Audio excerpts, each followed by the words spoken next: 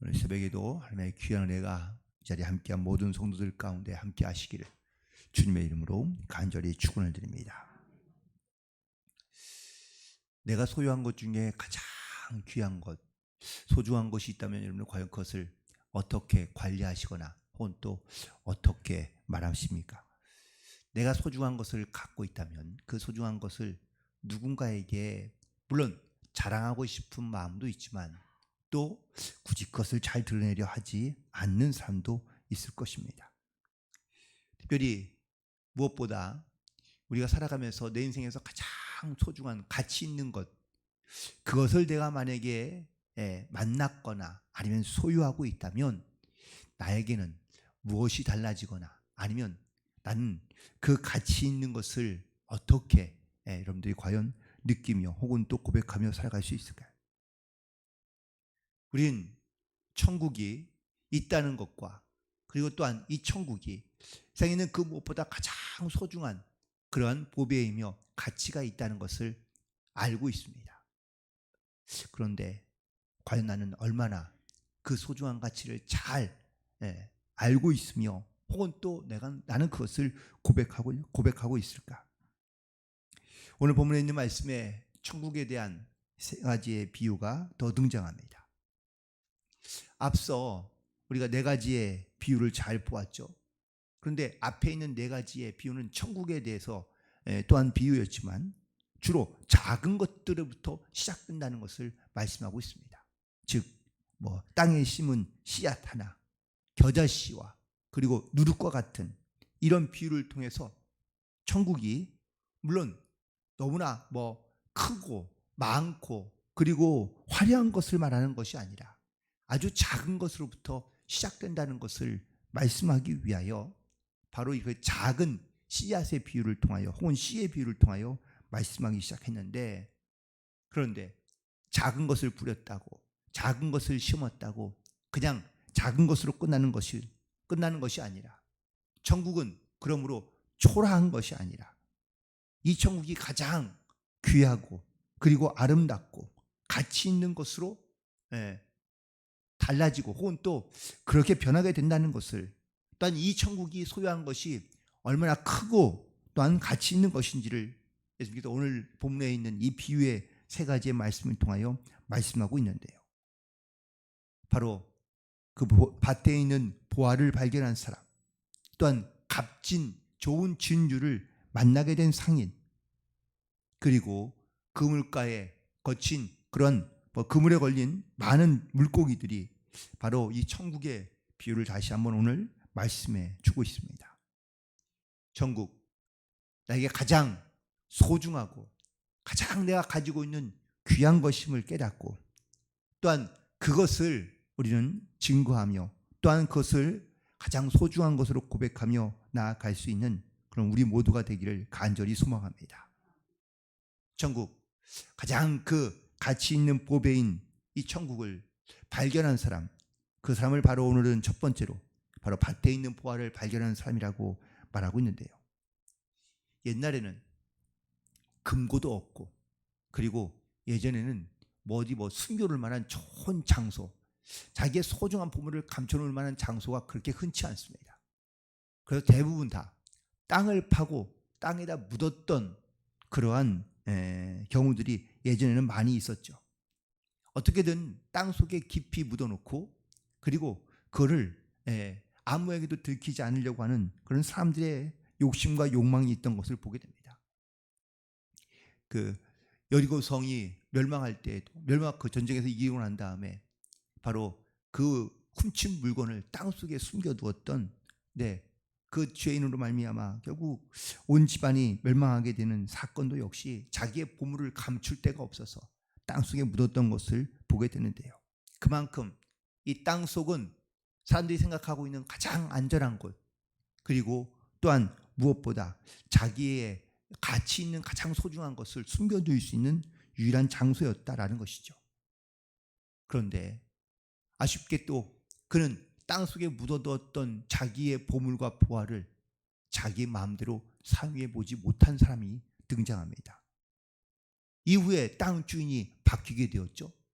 그런데 어떤 사람인지 모르지만 그는 이 땅 속에 있던 자기 것은 아니지만 그 땅에 있던 보화가 있다는 것을 깨닫게 된, 알게 된 이 농부는요, 바로 자기의 모든 소유를 다 팔아 그 땅을 사게 되었다고 말씀하고 있습니다.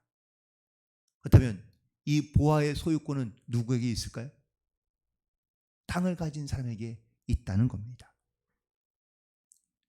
그 보화의 보물의 원주인이 있지만, 하지만 그 원주인은요, 더 이상 그 보물이 자기 것이라고 말할 수 없는 사람입니다. 소유권을 주장할 수 없는 사람이라는 것이죠. 결국 그 땅을 사고 또한 그 밭을 갖고 있는, 소유하고 있는 사람이 바로 그 보물의 진정한 주인이 될 수 있다는 것을 말하고 있습니다. 여기서 우리가 오해하지 말아야 할 것은, 자기의 전 재산을 털어서 밭을 구입했기 때문에 천국도 마치 이렇게 뭐 돈을 지불하거나 아니면 적당한 그에 맞는 값어치를 내면 바로 천국도 역시 소유할 수 있다. 즉 사람의 노력이나 아니면 사람의 어떤 물질로 천국을 갈 수 있는 것으로 생각하거나 착각하지 말라는 것을 분명하게 말하고 있습니다. 보화를 발견한 것이 이 사람의 노력 때문이며 혹은 또 그 사람의 어떠한 힘과 능력 때문에, 물질 때문에 그 밭을 얻은 것이 아니라 오직 하나님의 은혜로 얻게 되었다는 것을, 천국은 마치 이렇게 하나님의 은혜로만 우리 가운데 주신 하나님의 은혜라는 것을 우리는 반드시 기억하며 고백하며 나아가야 될 줄로 믿습니다. 여기서 말하는 보화는 바로 예수님, 하나님 말씀 그 자체를 의미하고 있는 것입니다. 예수님에게 그 무엇과도 비교할 수 있는 풍성하고 넉넉하며 또한 가장 소중한 것들이 가득 들어 있는데, 우리가 이 가치를 깨닫지 못하면 마치 그 보물을 땅에 잘 묻어두고 그리고 후에 내가 어쩌면 그 보물을 잘 쓸 수 있을 것처럼 생각하지만 결국 그 보물을 한 번도 써보지 못한 그러한 어리석은 사람처럼 우리가 살아갈 수 있다는 겁니다. 골로새서 2장 2절과 3절에 있는 말씀을 보면, 하나님의 비밀인 그리스도를 깨닫게 하려 함이니 그 안에는 지혜와 지식의 모든 보화가 감추어져 있다고 말하고 있습니다. 보화, 그것은 바로 복음이며 그리고 또한 예수님을 아는 자를 의미하고 있습니다. 예수님의 가치를 아는 자는, 그래서 자기가 가지고 있는 모든 것을 다 내어드려 그 예수님을 받아들이고 또한 소유하며 그것이 가장 가치 있는 것임을 깨닫는 사람은 내 인생에 가장 소중한 것을 얻기 위하여 힘쓰며 애쓰며 노력하는 사람과 똑같다고 말씀하고 있는 것입니다. 그런 의미에서 바로 두 번째 비유인 좋은 진주를 발견한 상인의 비유도 역시 그와 비슷합니다. 그도 역시 좋은 진주를 발견하게 되고 자기의 소유를 다 팔아 그 진주를 얻게 되었다고 말하고 있습니다. 그런데 농부와 그리고 이 상인의 또한 진주를 구하는 사람의 모습은요 사뭇 다릅니다. 농부는 우연히 얻게 된, 아니 정말로 그래서 자기의 큰 노력 없이 얻게 된 그런 보물을 얻게 되었다고 말하고 있지만, 하지만 바로 좋은 진주를 얻게 된 장사꾼은 바로 이 진주를 얻기 위하여 그는 끊임없이 찾아다니고 있는 것을 보게 됩니다. 좋은 진주를 구하는 장사는 이 진주를 얻기 위하여 어떠한 노력을 하고 있는지, 어떻게 힘쓰고 있는지를 우리는 분명히 이 비유를 통하여 깨달아야 될 줄로 믿습니다. 인생의 단계마다 소중한 가치가 조금씩은 다릅니다. 아기 때에 또한 걷기 전에 학교에 입학하기 전에 아이들에게 가장 중요한 것은 과연 뭘까요? 태어나고 난 다음에 우리가 아이를 기를 때마다 가장 중요한 것은, 첫 번째 아이의 가장 중요한 것은 바로 건강입니다. 갓난아기 때는요 그냥 그래 건강만 해다오 라고 이렇게 얘기하다가 이제 학교에 들어가면은요 좋은 친구를 만나고 좋은 선생님을 만나게 해달라고 기도합니다. 청소년 시기에는 조금 더 공부를 열심히 하고 더 나은 미래를 위하여 열심히 살아갈 것을 기대합니다. 청년기에는 좋은 직장과 그리고 좋은 관계, 취업 등을 걱정하고 있다면 중년에는 안정된 생활과 가정과 그리고 또한 노년에는 다시 어릴 때와 똑같이 건강을 추구하며 살아가는 것을 보게 됩니다. 좋은 진주는 바로 이처럼 모든 사람들이 추구하며 살아가는 그런 가치와도 똑같습니다. 왜 좋은 진주를 얻으려 하는 걸까요? 장사꾼에게는 물론 자기가 모든 갖고 있는 소중한 다른 것들도 많이 있지만 그 좋은 진주 하나가 자기의 인생을 가장 어떻게 살았는지를 보여주고 말할 수 있는 가장 가치 있는 것이라고 생각하기 때문입니다. 세상에서 많은 사람들이 내 인생의 가장 좋은 가치는 뭘까? 라는 것을 생각하며 항상 찾고 있습니다.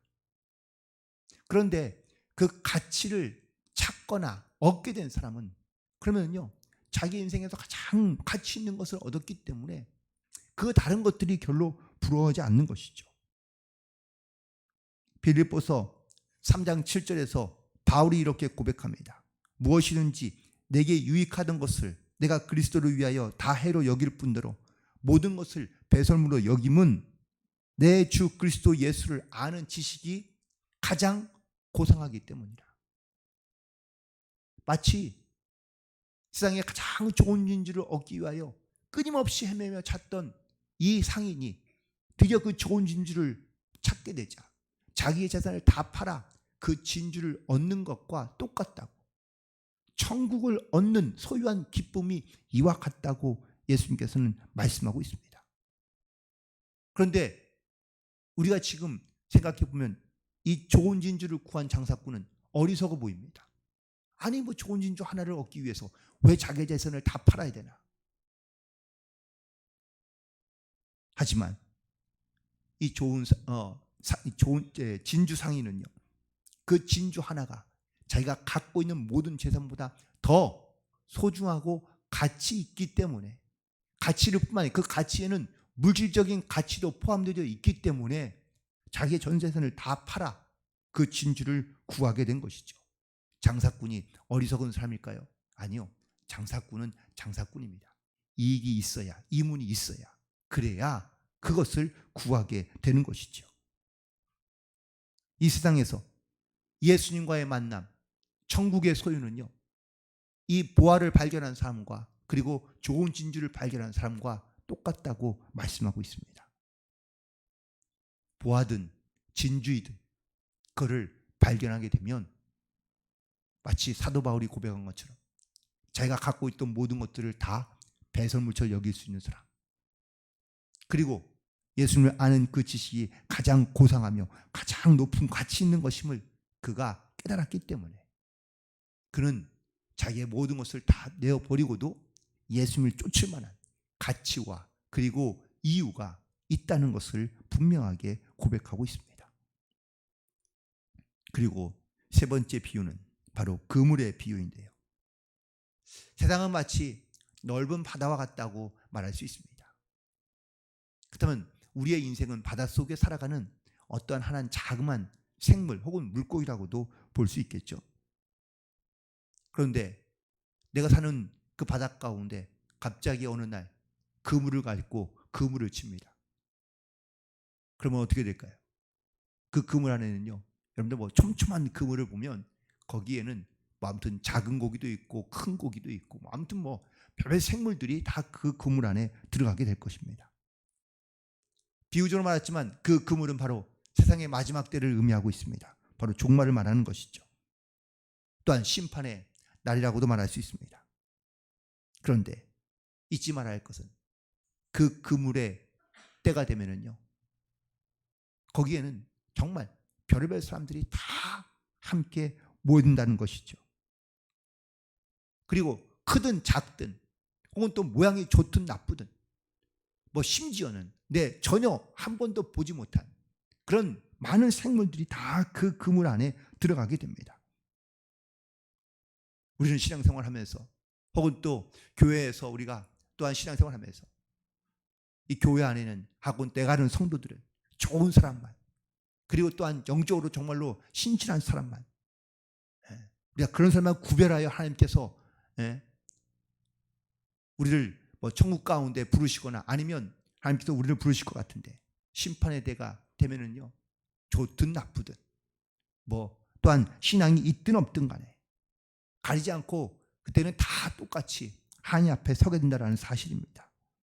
하지만 오늘 본문에서 그물의 비유를 통하여 말씀하시기를, 그 세상의 끝에도 이처럼 모든 사람들이 다 하나님 앞에 서게 되지만 반드시 그때에는 좋은 것과 나쁜 것을 구별하게 될 것이라고 말씀하고 있습니다.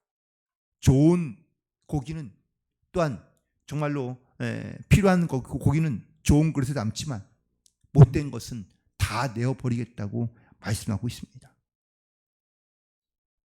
결국 이 나쁜 것을 버린다는 것은 두 번째 비유의 말씀인 가라지 비유와 비슷합니다.